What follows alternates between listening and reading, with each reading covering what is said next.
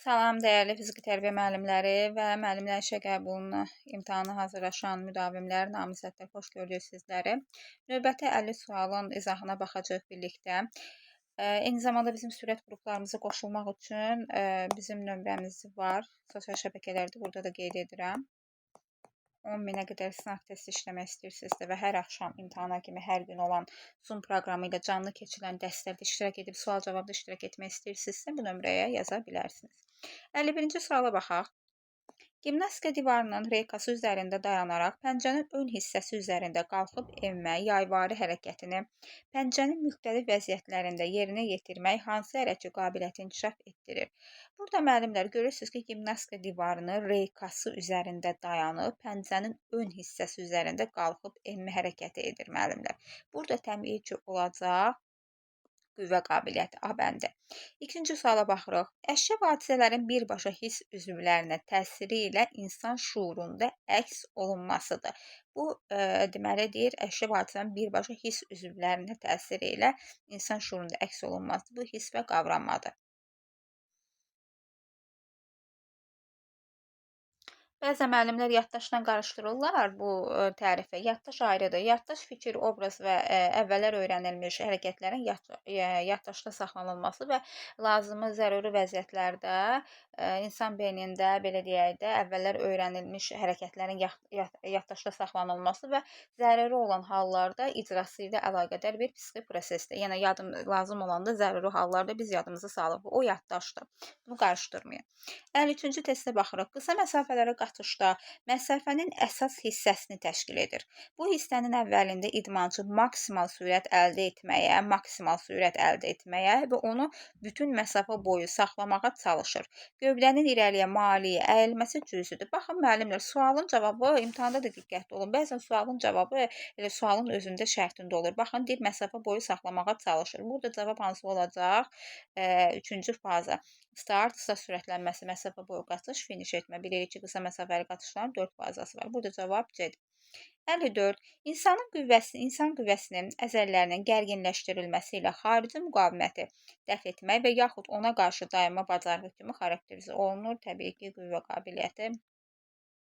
55. Bu qabiliyyətin inkişafı daha çox statik hərəkətlərdən. Baxın müəllimlər, statik hərəkətlərdən də istifadə olunur ki, bu hərəkətlərdə oynaq, ətraf və gövdənin müəyyən maksimal statik vəziyyətini 6-10 saniyə saxlamağa xidmət edir.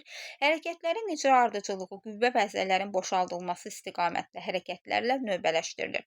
Daha çox müəllimlər, baxın, deyir, statik hərəkətlərdən istifadə olunursa, burada hansı olacaq? Təbii ki, əlcənlik qabiliyyəti. 56. Bu metod qaçış prosesində və ya istənilən hərəkətin icra olunması zamanı məşq yükünün icra intensivliyi, tempi, amplitudası, qüvvə sərfinin və s. məqsəduyğun dəyişdirilməsidirsə, bu məqsəduyğun dəyişdirilmə sözü var. Elə buradan tuta bilərsiniz. Cavab A bəndi dəyişkən metoddur. 57-yə baxırıq. Buraya turnikdə, paralel qollarda, döşəmədə, bucaq saxlamaq, turnikdə bükülü qollarla sallanmaq, həlqələrdə xaç fiqurunda durmaq, arxadan üfüqi sallanma, həlqələrdə öndən sallanmalar. Təbii ki, bu aid olacaq müəllimlər hansı hərəkətlərə? Bunlar olacaq statik hərəkətlər. Baxın, deyir, döşəmədə bucaq saxlamaq, həlqələrdə xaç fiqurunda durmaq, arxadan üfüqi sallanma. A bəndini götürürük. 58. Bu hərəkəti 6-7 saniyə ərzində yerinə yetirmək məqsədə uyğundur. Hər bir hərəkətin icrası 4-cü saniyədə özünün maksimal gərginliyinə çatır. Hər bir hərəkət əvvəl və sonra tənəffüs hərəkətləri icra olunur. Təbii ki, bu hansı hərəkətlər olacaq? Burada olacaq müəllimlər, izometrik hərəkətlər. 59. Arxa əzələ qüvvəsini inkişaf etdirir. Biz bilirik ki, qüvvə hərəkət qabiliyyəti 4 istiqamətdə inkişaf olunur. Bədənin yuxarı ətrafları, bədənin aşağı ətrafları, bədənin öz əzələ qrupları, bədənin arxa əzələ qrupları. Baxaq A bəndinə. Bir pəncənin ön hissəsinə qalxmaq və yayvari yellənmək. Əsas duruşdan dizlərin üzərinə enmək və əllərin köməyi ilə olmadan çıxış vəziyyətinə qayıtmaq. Qolların dirsəklə oynağından eyni vaxtlı və növbəli bükülüb açılması. Şaqülü kanat və şüvüllə ayaqların köməyi ilə dırmaşmaq. Dizlər üzərində duruş, gövdə bir qədər arxaya əyilir, blok qurğusunun tutacağından tutaraq onu sinəyə tərəf dartır. Baxın, deyir gövdə bir qədər arxaya əyilir. Təbii ki, burada müəllimlər Y bəndi hansı olacaq? Y bəndi olacaq, bədənin arxa ətrafları inkişaf etdirəcək. 60-cı sual. Sağlam sümük iliyi və sağlam qan üçün önəmlidir. Vitamindir. Bu B12-dir. Ümumiyyətlə müəllimlər B qrup vitaminləri sağlam sinir sistemi, enerji mübadiləsi, tənəffüs sistemi, sağlam qida sistemi, qanla, enerji ilə bağlı gördünüzsə, bilin ki, B qruplarıdır daha çox. 61. Dözümlülük hərəkət qabiliyyətini şərtləndirən amillərdir. Əzələ daxili koordinasiya, idmançının cəsarət və qətiyyəti, əzələnin reaktivliyi, əzələnin anaerob şəraitində təqəllüsünü təmin edən enerji mənbələri. Anaerob gördüysə sürət və sürət gücdür, müəllimlər, amma aerob gördüysə dözümlülüyə aiddir. Burada da cavab idmançının güc və imkanları nəzərdə, yəni şərtləndirən amillərdən biridir, dözümlülük qabiliyyəti. C bəndi. 62.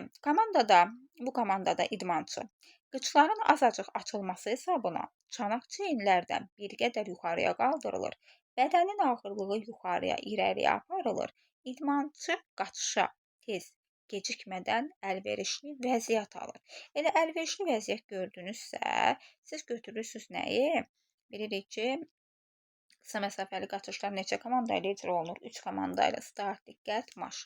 Burada artıq diqqətdə əlverişli vəziyyət alır. Marşda da hakimin məşq və yaxud məşqçinin fiti ilə qaçışa başlayır. 63. Ayaqlar bir yerdə, qollar yanlarda, hantelləri çiyin üzərinə yaxınlaşdırmaq və qayıtmaq. Hansı qabiliyyəti inkişaf etdirir? Təbii ki, qüvvəni. 64. Oyun meydançası mərkəzindəki dairədən başlanır. Yarışan rəqiblər burada topu tuta bilməzlər. Onlar onu komanda yoldaşına tərəf itələyə və vura bilərlər. Top oyunçunun əlində olarkən onu bir addım artıq irəliləmək hüququ yoxdur. Daha doğrusu burada 2 yazılmalıdır müəllimlər, 2 addımdan. Top irəliləçilənir, hansı oyun texnikasıdır. Müəllimlər, baxın, bu basketbol oyunudur. Deyir, yarışan rəqiblər topu tuta bilməzlər, oyun mərkəzdən başlanır. Çünki birinci havaya topu kim atır? Hakim hava atışı ilə birinci period başlayanda, birinci hissə başlayanda hava atışı ilə atır. Sonra oyunçular müdaxilə edirlər. Top irəliləçilənir, hansı oyun texnikasıdır və yaxud da topu tutdun 2 addım ata bilərsən və yaxud topu əlində 3 saniyədən çox saxlaya bilməzsən. Bunlar daha çox basketbola aiddir. 64A. 65. Dabanı sağ rəzələsinə çatdırmaqla qaçış 2-3 dəfə, qollar aşağıya sallayaraq yerində qaçış 2-3 dəfə, bədəni irəli əyməklə yüngül qaçış, sürətlənmə ilə qaçış 2-3 dəfə, hansı hərəkət qabiliyyəti inkişafı üçün hazırlayıcı hərəkətdir? Təbii ki, müəllimlər, sürətin hazırlayıcı hərəkətlərdir. 66. Arxası bir-birinə tərəf olmaqla oturub, qolları yuxarı qaldırmaqla bir-birinin əlindən tutur. Yoldaşının kürəyini istinad edərək gövdəni irəli və arxaya əyməklə bir-birinə müqavimət göstərir. 8-10 dəfə hansı hərəkət qabiliyyəti inkişaf etdirmək üçün hərəkətlərdir? Deməli, bu hərəkət icra olunur 8-10 dəfə. Bu da qüvvə qabiliyyətini götürür burada. 67. Yuxarı ətrafları inkişaf etdirir. Press. Şnaq qaldırıb arxaya əymək, yoldaşın kürəyini alıb daşımaq, qolların bükülüb açılması, yoldaşın əlindən tutub bir ayaq üst-üstə qoyulmuş gimnastika skamyalarının üzərinə eyni vaxtda növbəli qalxmaq. Müəllimlər, baxın, burada cavab D bəndidir. Mən nəyi nəzərə tutub bunu hazırlamışam? Hətta sosial şəbəkələrdə bu sual biraz mübahisəli qarşılanıb.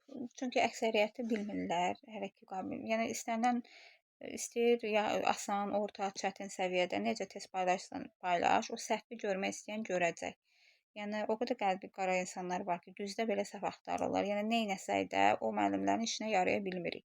Yəni təbii ki, necə deyim, əslində həmin şəxsin cavabını verdim. Sadəcə yenə də indi bu videoya baxan müəllimlər də ola bilsin bu test TikTokda çıxıb qabaqlarına. İzahım verim ki, yəni bir şeyi bilmiriksə əgər onu qəbul etməliyik. Yəni öz bildiyimizi deməklə o sabah imtahanda çıxar qabağınızda onu yaza bilməzsiniz. Bilmirsinizsə qəbul edin, öyrənin.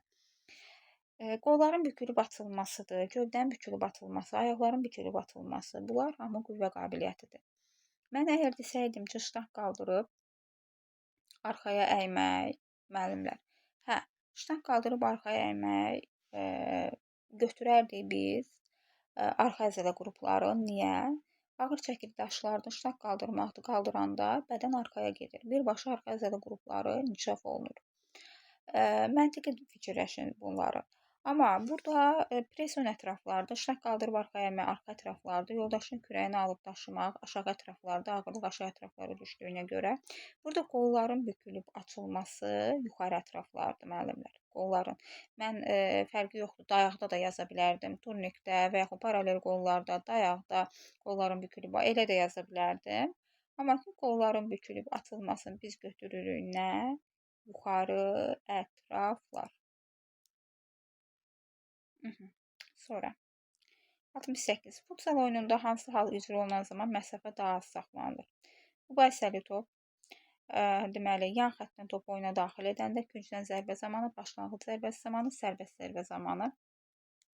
Müəllimlər, mübahisəli topda 2 metrdir. Burada cavab elə abəndidir.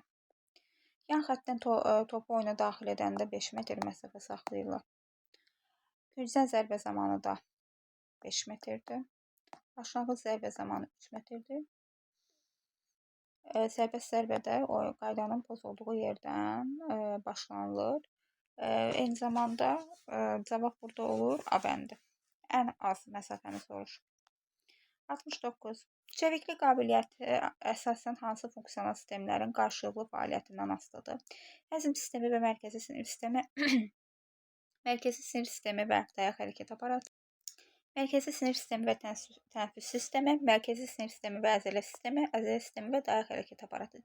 Təbii ki, müəllimlər 69-da götürür D bəndi, mərkəzi sinir sistemi və əzələ sistemi. Bir də ki, ən çox mərkəzi sinir sistemi ilə çeviklik qabiliyyəti əlaqəlidir. 70. Şagird fəaliyyətini qaydalar çərçivəsində qurur, dərsin hansı hissəsində? Təbii ki, hazırlayıcı hissəsində. 71. Biri statik hərəkətdir. Gövdənin sağa və sola döndərilməsi.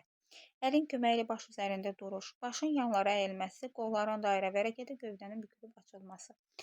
Müəllimlər, əlin köməyi ilə baş üzərində duruş statik hərəkətlərdir, digərləri isə dinamikdir. 72. Leyla müəllim fiziki tərbiyə dərsinin əsas hissəsində hərəkə qabiliyyətin sadə elementlərini şagirdlərdə formalaşdırmağa çalışır və o eyni zamanda komanda bacarığı və əməkdaşlıq hissini də onlara aşılamağa çalışır. Leyla müəllim ümumi hansı səviyyəsinə dərs tədris edir? Müəllimlər, sadə sözü görürsünüz. İbtidai sinifdə biz çətin tapşırıqlar verən deyilik ki, düzdürmü? Ona görə də ibtidailərin səviyyəsinə uyğun sadə elementlərin şagirdləri formalaşdırırıq. Ona görə götürürük A bəndi ibtidai təhsil səviyyəsində. 73. Dəstəli at hansı gimnastika növünün alətidir? Kişi idman gimnastikası və qadın idman gimnastikası, kişi idman gimnastikası və bədii gimnastika, qadın idman gimnastikası, parkur və gimnastika, hamı üçün gimnastika və yaxud da Y bəndi. Burada kişi idman gimnastikasıdır cavab, müəllimlər. Müəllimlər, dəstəli atla dayağı tullamanı qarışdırmayın. Dayağı tullama həm qadın idman gimnastikasına aiddir, həm kişi idman gimnastikasına. Dəstəli at isə təkcə kişi idman gimnastikasına aiddir. 74. Həndbol oyununda bir komandanın neçə nəfərdən aşağı heyəti qalarsa, texniki məğlubiyyət müəyyən edilir. Həndbolda 5 nəfərdən az qalarsa, yəni 4 nəfərlə, minimum 5 nəfərlə oynamaq olar, amma 4 nəfər qalanda texniki məğlubiyyət verilir. 75. Futbol oyununda penaltı, yəni 11 metrlik cəza cərimə zərbəsi hansı vəziyyətdə təyin olunur müəllimlər? A bəndə baxırıq. Oyuncu meydançanın mərkəzində kobudluq etdikdə, müdafiə olunan komandanın oyuncusu öz cərimə meydançası daxilində qayda pozuntusu törətdikdə və ya əl oynadıqda, hücumçu ofsaydda qaldıqda, top outdan çıxdıqda. Müəllimlər, top yan xəttdən çıxdıqda, yəni cərimə zərbəsi deyil, hücumçu ofsaydda qaldıqda, yəni ümumiyyətlə cərimə zərbəsi burada olmur, oyundan kənar vəziyyət yəni oyundan kənar vəziyyət olduqdan sonra sərbəst zərbə ilə bərpa olunur. A bəndində də deyir oyuncu meydançanın mərkəzində kobudluq etdikdə birinci xəbərdarlıq olunur müəllimlər, birbaşa cərimə zərbəsi təyin olunmur. Ona görə cavab B bəndidir. 76. Futbol oyununda hakimin oyunu dayandırıb birbaşa qırmızı fərqi göstərməsinin səbəbi nədir? Oyuncunun hakimə etiraz edərək qışqırması, rəqibə qarşı ciddi zərbə yetirə biləcək çox kobud və qəsdən edilmiş hərəkət, məsələn, ayaqla birbaşa rəqibin bədəninə vurmaq, oyuncunun topu bilmədən əli ilə saxlaması, oyuncunun icazəsiz meydandan kənara çıxması. Cavab burada B bəndidir. Rəqibə qarşı ciddi zərbə yetirə biləcək çox kobud və qəsdən edilmiş hərəkət, məsələn, ayaqla birbaşa rəqibin bədəninə vurmaq. 77. Voleybol oyununda oyun zamanı komanda topu rəqib tərəfə göndərməzdən əvvəl burada elə bir qaydalar var ki, çoxu bilmir. Yəni oxuyanda bəzilərinə bəlkə qəribə də gələcək. Ay müəllim, bunları hardan tapmısınız falan. Belə bir qayda yoxdur. Yəni biz özümüzdən qaydaları yazmamışıq. Burada federasiyanın qaydalarına əsasən futbolun testləri, qaydaları qurulub. Və müəllimlərdə bir adət var ki, testi bilməyəndə başlayırlar testi hazırlayanı səhv çıxartmağa. Yəni bu ən cahilliyin, belə deyim də, ən üst səviyyəsidir. Çalışın bu xasiyyəti kənara qoyun. 77. Sizlərə dəstək olmaq üçün, yəni paylaşırıq tam ödənişsiz. 77. Voleybol oyununda oyun zamanı komanda topu rəqib tərəfə göndərməzdən əvvəl öz aralarında maksimum neçə dəfə toxuna bilərlər? Blok toxunuşu bura daxil deyil. 77-də cavab olur müəllimlər B bəndi. Çünki voleybolun rəsmi qaydalarına əsasən bir komanda topu rəqib meydançasının sahəyə göndərməzdən əvvəl ona maksimum 3 dəfə toxuna bilər. Buna da 3 toxunuş qaydası deyilir. B. Basketbol oyununda texniki məğlubiyyət neçə nəfərlə olur müəllimlər? Burada 2-dən az. Bir nəfər qaldısa texniki məğlubiyyət verilir.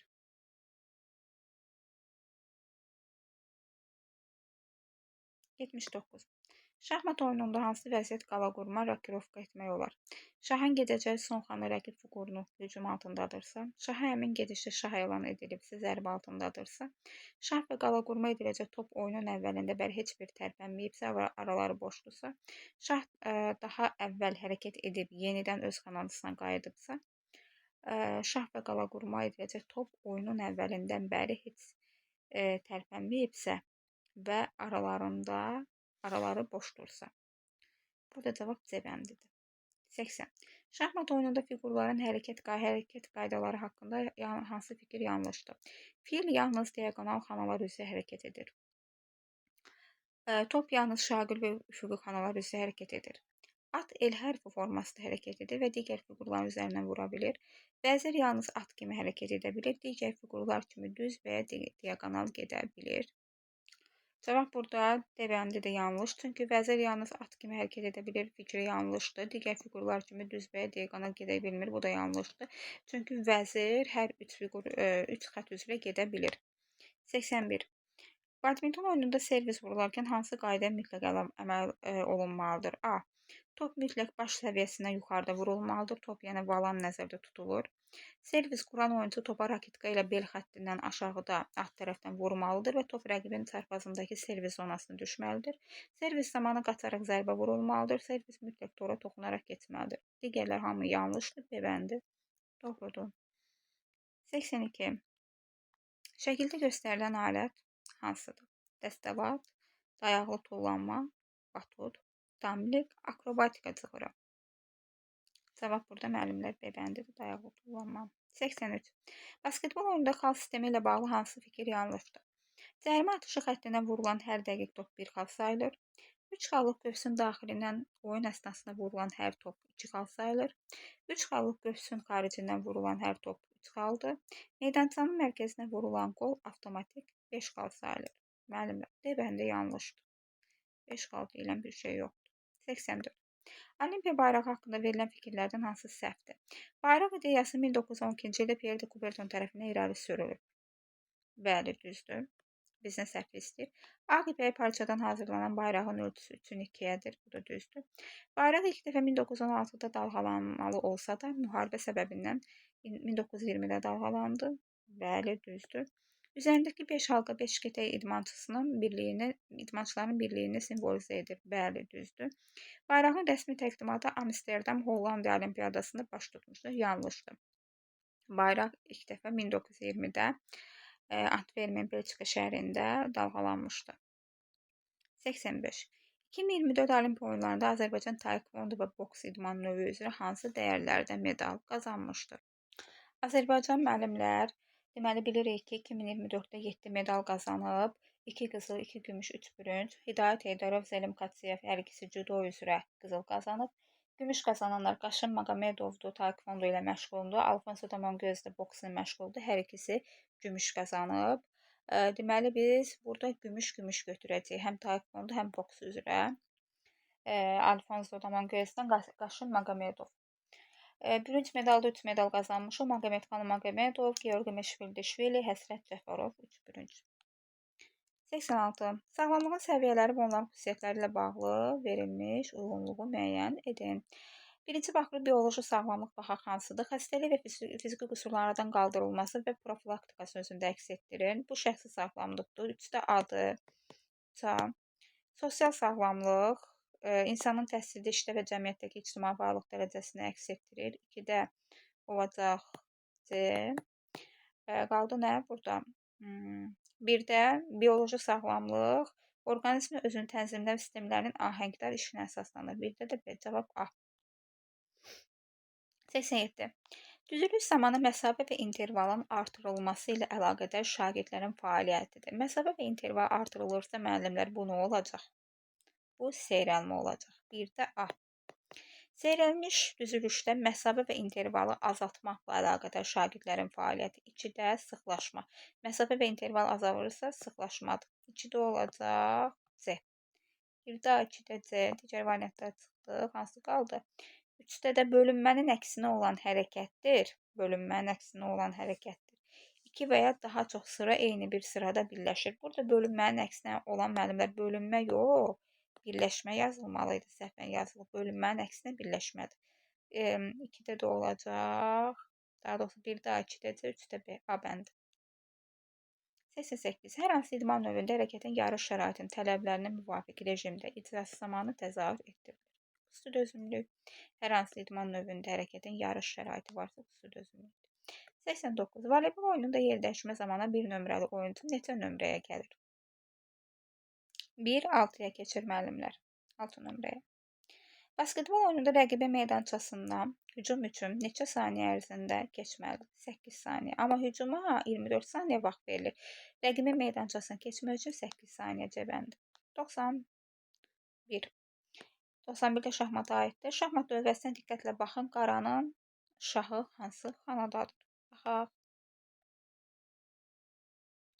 Diqqətlə baxın müəllimlər. Y8-ə baxın. Şah Y8-dədir. 8-ci baxın. Hüquq xəttə 8. B-bəndi. Burada 93 gəlir. 92 silinib deyəsən. 93. Sağa düzdən komandası verildikdə şagirdlərin icra etməli olduğu hərəkət hansıdır? Başlarını sola döndərərək sıradakı yoldaşlarını görürlər. Xeyr, sağa düzləndir, sola yox. Başlarını sağa döndərər özündən əvvəlki 4-cü yoldaşın sinəsi görürlər. Bəli, B-bəndi düzdür. Tabanlarını birləşdirib pəncərəni bir xətt üzrə düzəldirlər. İndiki vəziyyətlərini əvvəlki vəziyyətə qayıdırlar. Sərbəst fəaliyyət üçün sıradan dağılışırlar. Müəllimlər, baxın. C bəndi də düzdür. Tabanlarını birləşdirib pəncələri bir xətt üzrə bir pəncə enində aralı qalır. Amma ki, B bəndi tam verilib. Başı sağa döndərərək özündən əvvəlki 4-cü yoldaşının sinəsini görür. Amma təbii ki, sıra duruşu vəziyyətində qalır. Pəncələr bir pəncə enində aralı, qolları yanında sallanmış vəziyyətdə. 94. Burundan qanaxma başlayan zaman zərərçəkinə verilən ilk və ən doğru yardım necə olmalıdır? Başını arxaya əymək olmaz qəti şəkildə. Sakitcə oturmaq və başı biraz önə doğru əymək, sol oturtmaq, sol tərəfi üstə uzatmaq və ayaqları qaldırmaq, burunu 3 dəqiqə sıxıb önə doğru əymək. Xeyr, sakitcə oturtmaq və başı biraz önə doğru əymək. B bəndi. 95. Arterial qanaxmanın əsas elementi hansıdır? Qan tünd qırmızı rəngdə olur, yavaş axır. Xeyr, arterial yavaş axmır. Qan duru açıq qırmızı rəngdə olur və güclü fontan şəklində pulsasiya edir və axır. Düzdür. B bəndidir. Oksigen də zəngindir, al qırmızı, açıq qırmızı rəngdə olur, güclü fontan şəklində axır. Qanı ürəkdən orqanlara daşıyır, amma orqanlardan ürəyə daşıyan hansıdır? Venozdur. Dərinin rəngi dəyişir, lakin qanaxma görünmür, qan damcı süzülür. Xeyr. 96. Hansı vitaminin çatışmazlığı zamanı gözün görmə qabiliyyəti zəifləyir və katarakta xəstəliyi əmələ gəlir? Müəllimlər, burada cavab B2-dir, katarakta xəstəliyi əmələ gələn, yəni riboflavin çatışmaması. Burada B2 yoxdur, bunu edək B2. Anı götürək. Necə səhvən olubsa yazılıb, düşüb ora. 97. Mürəkkəb quruluşlu icra üsullarının öyrədilməsi zamanı istifadə olunan hərəkətlər. Mürəkkəb quruluşlu gördüksə müəllimlər. Təbii ki, olacaq hansı hərəkətlər? Köməkçi hərəkətlər. 98. Biri dözümlülük qabiliyyətinin komponentidir. Sürət dözümlülüyü. 99. Dizlərdə duruşdan oturma vəziyyətinə mayalıqlaşmaq hansı komponenti inkişaf etdirir? Bu da koordinasiyanı götürəcək. 100. Biri sürət güc qabiliyyətinin təzahür amilidir. Əzələnin gərgin vəziyyətdən boşalmış vəziyyətə keçə bilmə bacarığı, əzələnin kəskin, əzələ daxili koordinasiya, idman təcrübəsi, bərpa proseslərinin sürəti. 100-ə cavab olacaq müəllimlər A bəndi. Həm sürət, həm də sürət gücü şərtləndirən amillərdir müəllimlər. Bir daha sizə xatırlatmaq etmək istəyirəm. Deməli, hər iki qabiliyyətlərin şərtləndirən amilləri haqqında sürət və sürət gücdə oynaqların mütəhərrikliyidir, şərtləndirən amillər, hərəkətin icra texnikasıdır, əzəliklərin xüsusiyyəti, əzələdə sürətli liftlərin miqdarıdır, əzələ qüvvəsidir, əzələnin reaktivliyi və elastikliyidir, idmançının sinir sistemi və sinir əzələ aparatının vəziyyətidir, əzələrin gərgin vəziyyətdən boşalmış vəziyyətə keçə bilmə bacarığıdır, sürətlə əlaqəsi olan başqa fiziki keyfiyyətlərin inkişaf səviyyəsidir, əzələ liflərinin xüsusiyyəti, əzələdə sürətli liflərin miqdarı bunu qeyd etdim. Sonra məsələn, çeviklikdə nələrdir? Hərəkət analizatorlarının səmərəli fəaliyyəti, idmançının təcrübəsi, ümumi hazırlığın səviyyəsi, hərəkəti dəqiq təhlil etmə bacarığı, başqa hərəkət qabiliyyətlərinin inkişaf səviyyəsi, hərəkət fəaliyyətinin koordinasiya çətinliyi, idmançının cəsarət və qətiyyəti, ərgənlikdə nələrdir? Hərəkətdə iştirak edən oynaqların mütəhərrikliyi, əzələ daxili koordinasiyadan asılıdır, əzələrin boşalma qabiliyyətindən asılıdır, hərəkətlərin icrasının əvvəl qızışdırıcı hərəkətlərin icrası, ətraf mühitin temperaturundan, əzələ aparatının elastikliyindən, dözümlülük qabiliyyətində isə orqanizmin aerob, yəni oksigenli imkanları və idmançının yaşından, hərəkətin oksigen sərfinin həcmi və idmançının enerji ehtiyatından asılıdır, texnik ustalıqdır, sürət və idmançının güc və sürət imkanlarından, səmərli amilləri, texnik ustalıq, bərpa proseslərinin sürəti, əzələ işini yerinə yetirərkən və yorulma zamanı fizioloji funksiyaların dayanıqlılığı, səmərəlilik amilləri, bu nə deməkdir? Yəni anaerob mübadilə həddi, yəni nə qədər gedir bunlar. Belə müəllimlər, hər birinizə uğurlar arzu edirəm. Sınaqları əldə etmək istəyirsinizsə və bizim son bir aylıq qrupumuza qoşulmaq istəyirsinizsə, qrupda yalnız imtahana kimi sizlə sınaq işləyəcək, müdavimlərlə hazırda işləyirik və eyni zamanda hər gün səsimdən yorğunluq hiss eləyə bilərsiniz, çünki saatlarla dərsdə oluruq. Ancaq çatdırıram ki, ödənişsiz qoşulanlar üçün, yəni sizlər üçün, YouTube-da, sosial şəbəkələrdə bizi izləyənlər üçün testləri paylaşaq. Qoşulmaq istəsəniz ödənişli qrupumuza bu nömrəmizə yaza bilərsiniz müəllimlər. Belə, kanalımızı abunə olmağı, videoları bəyənməyi, həmkarlarınızla paylaşmağı unutmayın. Kanala keçid edib digər videoları da izləyə bilərsiniz. Hər birinizə uğurlar arzu edirəm.